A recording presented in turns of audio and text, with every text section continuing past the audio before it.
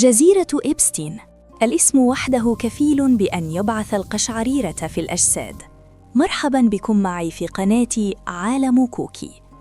هي الجزيرة التي ارتبط اسمها بملفات ثقيلة وفضائح مدوية وتسريبات هزت العالم وقصص لم يكن يتخيل أحد أنها قد تحدث في مكان معزول وسط البحر. موقع بعيد عن الأنظار، محاط بالمياه من كل جانب، بدا لسنوات وكأنه خارج نطاق الرقابة، لكن ما يتم تداوله الآن لا يتعلق بما حدث فوق أرض الجزيرة، بل بما كان مخفياً تحتها. تشير التسريبات إلى أنه بعد فتح ملفات جديدة وتصاعد الضغوط الإعلامية العالمية، بدأت فرق مستقلة من الغواصين المتخصصين في أعمال المسح البحري استخدام معدات متطورة جداً لفحص المنطقة المحيطة بالجزيرة. أجهزة قادرة على كشف الفراغات الصخرية العميقة وتحديد التجاويف وتحليل البنية الجيولوجية بدقة عالية. ومع بدء عمليات الرصد ظهرت قراءات غير طبيعية على الإطلاق: فراغات ضخمة تحت الجزيرة، أنفاق ممتدة في أكثر من اتجاه، تجاويف متصلة ببعضها، وفتحات غريبة التكوين، وكأن هناك عالماً كاملاً مدفوناً أسفل سطح الأرض. في البداية اعتبر البعض أن الأمر لا يتجاوز كونه تكوينات طبيعية نتجت عن طبيعة الصخور البحرية، لكن مع إعادة الفحص والتدقيق ظهرت نقطة محددة مختلفة تماماً عن باقي التكوينات: فتحة واضحة المعالم تمتد من باطن الجزيرة نزولاً حتى البحر مباشرة، بزاوية انحدار محسوبة واتجاه يتماشى بدقة مع مسار التيارات البحرية في تلك المنطقة. وهنا بدأت الرواية الأخطر. تقول المصادر إن هذه الفتحة لم تكن طبيعية، بل جرى تصميمها بعناية. الهدف كان التخلص من بقايا أجساد ضحايا دون ترك أي أثر. تشير الرواية إلى أن قوة التيارات في هذه النقطة تحديداً كافية لسحب أي جسم وإبعاده عن الجزيرة خلال دقائق معدودة، بحيث يصبح تعقبه شبه مستحيل. غير أن الأمر لم يتوقف عند ذلك. عند النزول أسفل الفتحة مباشرة، لاحظ الغواصون تجمعاً غير عادي لأسماك القرش. أعداد كبيرة تدور في نطاق محدد، تتحرك باستمرار في نفس المنطقة، وكأنها اعتادت التواجد هناك. المشهد كان مثيراً للريبة: تيارات قوية، مياه عميقة، وأسماك مفترسة تنتشر بكثافة في نقطة بعينها. بعض الروايات تحدثت عن احتمال أنه كان يتم جذب القروش بطرق معينة، سواء بمخلفات عضوية أو بمواد تستدرجها إلى الموقع، إلا أنه لا يوجد دليل قاطع يثبت ذلك. رغم المخاطر، قرر الغواصون النزول إلى عمق أكبر. كانت المهمة صعبة للغاية، الرؤية ضعيفة بسبب عكارة المياه، التيارات البحرية تضغط بقوة، وأسماك القرش تحيط بالمكان. ومع كل متر ينخفضون إليه بدأت تتضح معالم شيء أكبر مما كان متوقعاً. التجاويف لم تكن فتحات صغيرة أو شقوقاً عابرة، بل مساحات واسعة تحت المياه، ممرات ممتدة، فراغات كبيرة متصلة ببعضها البعض، أشبه بمدينة صغيرة غارقة أو بنية تحتية كاملة مخفية تحت الجزيرة. بعض الممرات بدت وكأنها استخدمت لفترة طويلة، وهناك ما يوحي بوجود تنظيم داخلي وليس مجرد تشكل طبيعي عشوائي. وخلال عملية البحث عثر على أول دليل مادي: قطع من ملابس ممزقة، أقمشة متحللة جزئياً، وبقايا أنسجة في حالة تدهور. وجود هذه الأشياء في ذلك الموقع العميق أثار تساؤلات خطيرة حول طبيعة ما كان يحدث. لكن الصدمة الأكبر لم تكن في الملابس. في أحد التجاويف الجانبية داخل مساحة شبه مغلقة، تم العثور بحسب الرواية على أدوات معدنية يعتقد أنها استخدمت في جرائم. كانت مقيدة، صدئة، لكنها محفوظة نسبياً بفعل تأثير المياه المالحة. وجود أدوات في مكان معزول تحت الماء يشير إلى معرفة مسبقة بالموقع وإعداد مدروس لكل التفاصيل.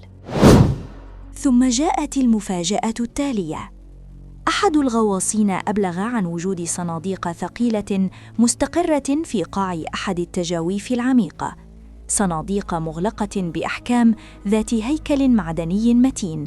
تم توثيق شكلها، ووفقاً للرواية فإن بعض هذه الصناديق كان يحتوي على سبائك من الذهب الخالص.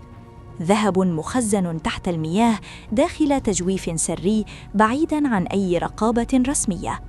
لماذا الذهب؟ هل هو احتياطي سري؟ أموال ناتجة عن عمليات غير مشروعة؟ رشاوى؟ أم جزء من شبكة مالية أكبر؟ تتزايد الأسئلة، بينما الإجابات لا تزال غائبة. الأكثر إثارة أن تقارير أشارت إلى تشديد مفاجئ للإجراءات الأمنية حول الجزيرة بعد انتشار هذه التسريبات بساعات قليلة. تحركات غير معتادة، رقابة مكثفة، وصمت رسمي واضح. حتى الآن لم تصدر أي جهة رسمية بياناً يؤكد أو ينفي وجود الأنفاق أو نتائج المسح البحري.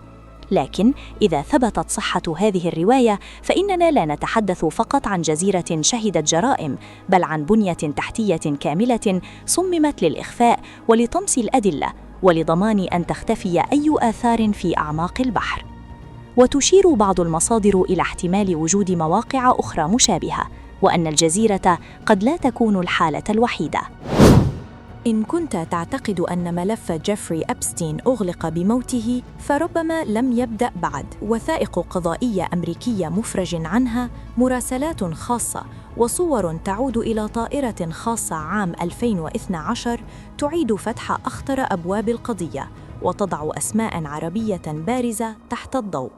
القصة هذه المرة لا تتعلق بشخص واحد، بل بشبكة علاقات ورسائل وأدوار متشابكة قد تغير كثيراً مما اعتقدناه عن هذا الملف. ما كشفته الوثائق القضائية الأمريكية المفرج عنها بشأن تواصلات جيفري أبستين مع شخصيات من المنطقة، وما أثارته هذه التسريبات من جدل واسع. نبدأ من صورة متداولة التقطت على متن طائرة خاصة عام 2012. بحسب ما نشر، تظهر في الصورة سيدتان. الأولى التي ترتدي الأزرق هي سيدة أعمال سعودية تدعى عزيزة الأحمدي، ويقال وفق متداولات أنها أرسلت قطعة من كسوة الكعبة لأبستين. والثانية التي ترتدي الأحمر هي الدبلوماسية الإماراتية هند العويس، والتي ورد اسمها لاحقاً في مراسلات قضائية أفرج عنها ضمن ملف أبستين. وفق الوثائق، تعرف هند العويس بأنها شغلت مناصب مرتبطة بحقوق الإنسان، من بينها إدارة اللجنة الدائمة لحقوق الإنسان والعمل كمستشارة أممية بلجنة حقوق المرأة في الأمم المتحدة. وتشير الوثائق أيضاً إلى لقاءات لاحقة وإلى أن التواصل لم يكن عابراً. وتذهب التسريبات إلى أبعد من ذلك، حيث تظهر مراسلات منشورة ضمن إفراجات وزارة العدل الأمريكية لقاءً جمع أبستين بكل من هند العويس وشقيقتها هلا. وبحسب نص رسالة منسوبة لأبستين بعد اللقاء،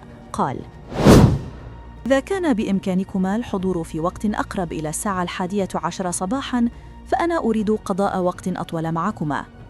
هذه العبارات، كما يصفها متابعون للملف، وضعت الأختين تحت مجهر التحقيق الإعلامي. وتذكر الوثائق أن هند هي من عرفت إبشتاين على شقيقتها هلا، وأن لقاءً قصيراً جرى بينما انتظرت إحداهما في الخارج، وفق روايات متداولة. لاحقاً تشير متابعات صحفية إلى أن هلا لوبيس عملت في مجال عرض الأزياء والترويج لمنتجات تجارية، وأنها حصلت بحسب ما نشر على دعم ساعدها في الوصول إلى علامات عالمية.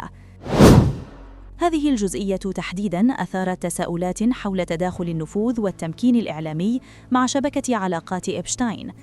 الملف لا يتوقف هنا، فالتسريبات أعادت طرح سؤال أكبر: كيف تتقاطع أسماء رفعت في مؤتمرات حقوق الإنسان وخطاب حماية المرأة مع مراسلات تظهر سياقاً مغايراً تماماً؟ وفي سياق متصل، أعادت الإفراجات القضائية تسليط الضوء على ضغوط داخل الكونغرس الأمريكي بحسب ما نشر للمطالبة بالكشف الكامل عن وثائق إبشتاين غير المنقحة، بما في ذلك مواد مرئية ورد ذكرها في إفادات أعضاء اطلعوا على أجزاء من الملف. هذه المطالبات وفق تقارير لا تزال قائمة وسط جدل حول ما إذا كانت وزارة العدل ستفرج عن المزيد